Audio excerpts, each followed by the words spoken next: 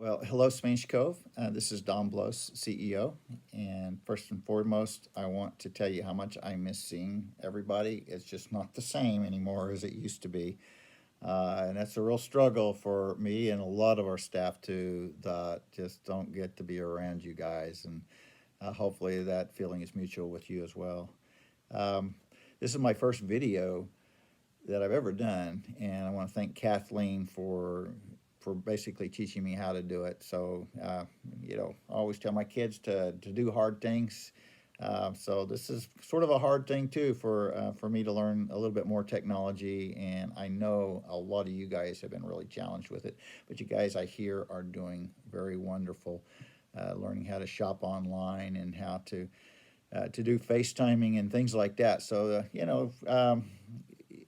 we just need to remember all these things that we're learning.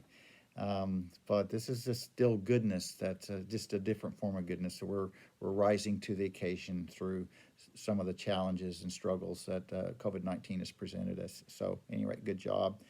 And I do want to tell you that our staff are doing their very best to make sure that you are safe and protected. We will continue to do so. Our incident command structure, our emergency meetings are basically every day. We've been doing this for at least 4 or 5 weeks. I don't know how long now. Just all the days are running together a little bit. But we started out early. We put some mitigating measures in place, and it seems to be working. At least right now, we have 0 cases of COVID-19 on our campus. We have nobody that is even suspected of having the virus, and that includes not just residents but all employees as well. So our employees are absolutely spectacular. I'm sure that you probably have noticed and would agree with me. I couldn't be prouder. They are really rising to the occasion. We've challenged them. We've had to divert some from their regular duties just to be able to help with the response, and we're a little bit stretched, a little tired, but we're not stopping. There's no way we're going to stop. We're going to continue to do our very best to keep you guys safe. I want to tell you too how much I appreciate everybody's cooperation during this time. This is tough. This is tough for all of us. We're such social people for the most part, and to have this much isolation and separation is difficult. And so, anyway, I congratulate you if you learn how to FaceTime or how to learn how to order groceries or use technology. And of course, the phone is just a way to talk to your family members, but we want you to keep talking to them and letting them know that you're doing fine and are well, or if you have needs, certainly some of them can perhaps help you in meeting those needs if we cannot.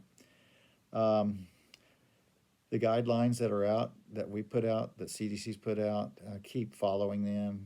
It's as difficult as some may be. I think my hands they're getting a little bit shriveled from doing a lot of washing.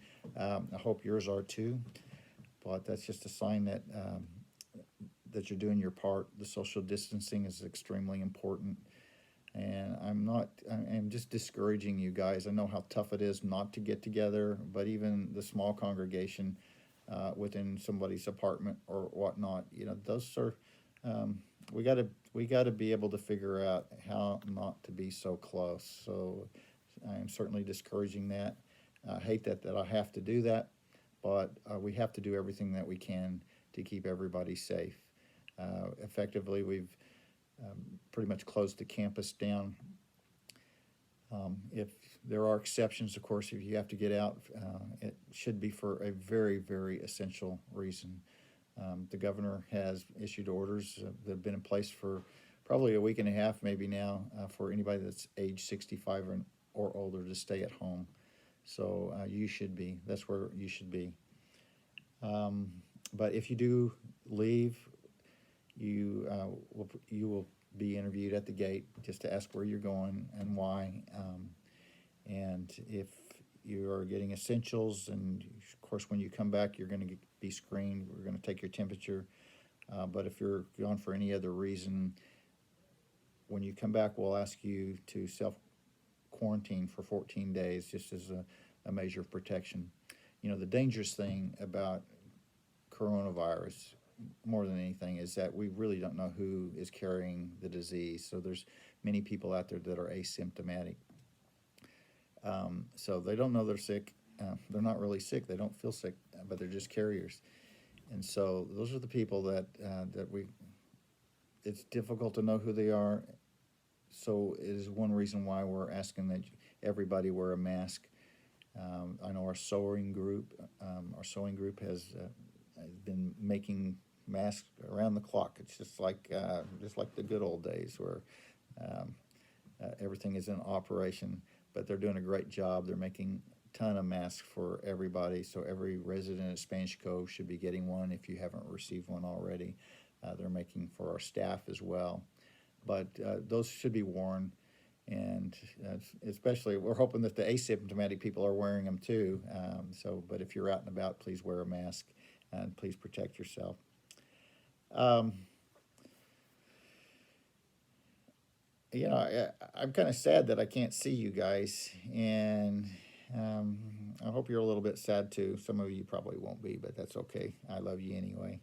But at any rate, just keep doing your best. I want you to know that I'm doing well, and my family is doing well. Our kids have got the garden pretty much planted, except for tomatoes, so they'll be coming soon. So hopefully we'll be able to share some of that with you guys in the coming months. But at any rate, stay safe, please. Take care of yourself. You're getting a virtual hug from me, and I'm just know how appreciated you guys are, how much you mean to every one of us.